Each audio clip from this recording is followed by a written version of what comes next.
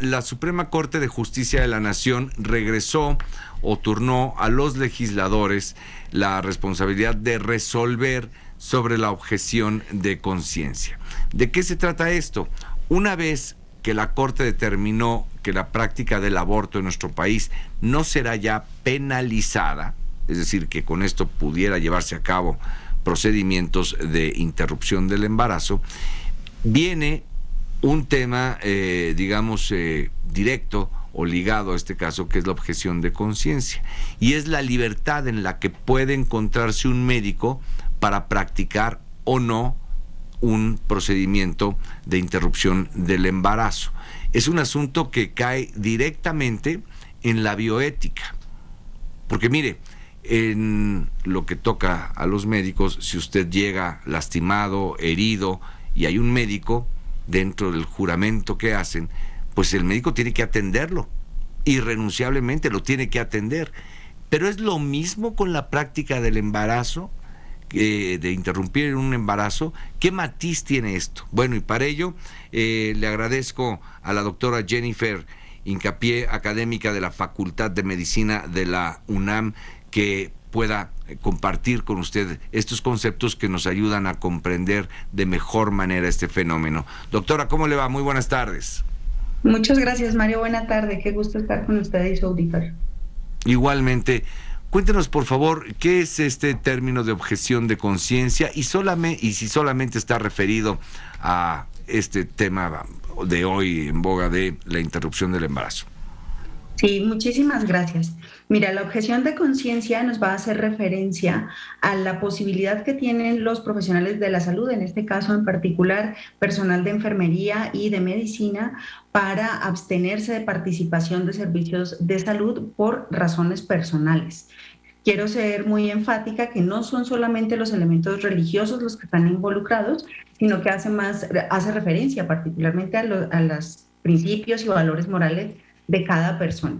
En este orden de ideas, digamos que la objeción de conciencia en México está basada en el reconocimiento de los derechos de las y los profesionales de la salud a que se les respete su libertad de conciencia en el ejercicio de su profesión, toda vez que, tal como lo mencionabas hace un momento, los profesionales de la salud están obligados a prestar el servicio, a atender los pacientes, y esto está ligado con el artículo 229 del Código Penal Federal.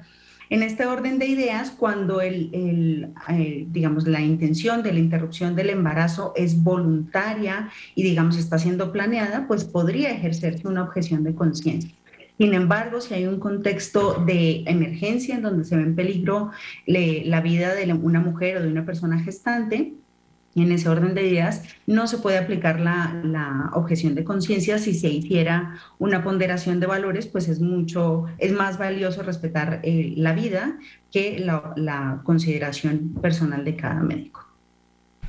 Ahora, doctora, esta figura de la objeción de conciencia es, como le decía yo, nada más relativa al tema de el aborto o la interrupción del embarazo, o podría ser, por ejemplo, en el caso de una eutanasia. O sea, el médico puede, pues no resistirse, pero negarse a llevar a cabo la práctica de la eutanasia cuando la vocación médica es pelear por la vida. Así es. Mira, la objeción de conciencia aplica en la participación de la eutanasia, el suicidio asistido. También hace parte de donde los médicos pueden abstenerse de participar en la limitación del esfuerzo terapéutico. Por ejemplo, un paciente que haya hecho sus voluntades anticipadas y manifieste la exigencia de la limitación del esfuerzo terapéutico. También hace parte de, todos estos procesos en donde los pacientes, en ejercicio de su autonomía, exigen el rechazo a un tratamiento determinado. Allí también se puede objetar conciencia para no atender este tipo de pacientes. Entonces, en el caso mexicano, doctora, por lo que usted conoce y ha compartido con nosotros, la objeción de conciencia es algo vigente, presente, algo conocido, pero no se tenía, por la penalización al aborto, no se tenía, considerada, evaluada o valorada para estos casos. Así es. Mira, lo que sucedió fue que en el 2018 se estableció en la Ley General de Salud, en el artículo 10 bis, la objeción de conciencia. Sin embargo, es necesario o era necesario hacer una limitación o establecer los alcances de la objeción de conciencia. Esto que habíamos hablado de una consideración de la práctica de un aborto cuando está en peligro la vida de la persona gestante o cuando es una situación de emergencia o la aplicación, por ejemplo, de cuidados paliativos en situaciones de, digamos, inhumanos.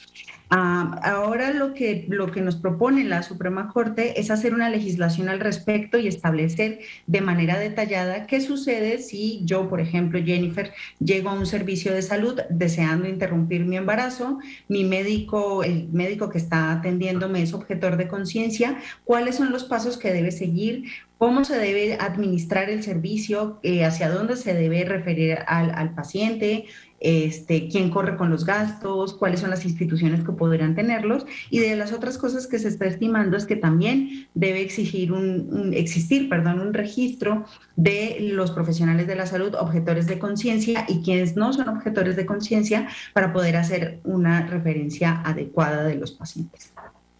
Finalmente, Jennifer, esta pregunta, en aquellos países en donde la interrupción del embarazo, el aborto, está permitida, ¿cuál ha sido el caso de la objeción de conciencia si es que se tiene vista de esta forma? Es decir, ¿qué experiencia se toma de otros casos como para poder integrar elementos en la valoración del mexicano?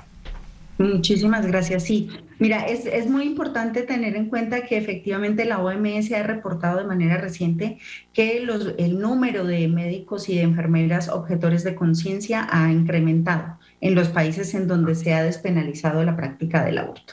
Sin embargo, esto no quiere decir que todos los profesionales de la salud sean objetores de conciencia. Existe un gran grupo, un nutrido grupo de médicos que están dispuestos por elementos científicos y por sus consideraciones personales también a hacer la práctica del aborto. Entonces, creo que siempre hay una oferta de un lado y de otro, y creo que lo más importante en este contexto es hacer la reflexión de que es tan valiosa la autonomía de las pacientes para elegir su propio plan de vida, para tomar decisiones en función de lo que planean a futuro, como las determinaciones y la autonomía moral que tienen los profesionales de la salud. Esto genera un balance, pues porque no es necesario, ni es valioso, ni viene al lugar exigirle a los profesionales de la salud que hagan prácticas que van en contra de su credo, sus prácticas personales, sus metas para alcanzar sus propios espacios. Entonces se genera un balance con la objeción de conciencia y se le reconoce el ejercicio de la conciencia a los profesionales de la salud. Pensarlo desde otro contexto sería un despropósito, toda vez que estaríamos obligando o a un sector de la población o a otro. Bien, pues muchas gracias, Jennifer Hincapié, doctora académica de la Facultad de Medicina de la UNAM, por haber aceptado esta comunicación, pero sobre todo por haber compartido conceptos tan valiosos para entender ante qué estamos. Muchas gracias. Gracias a ti, linda tarde.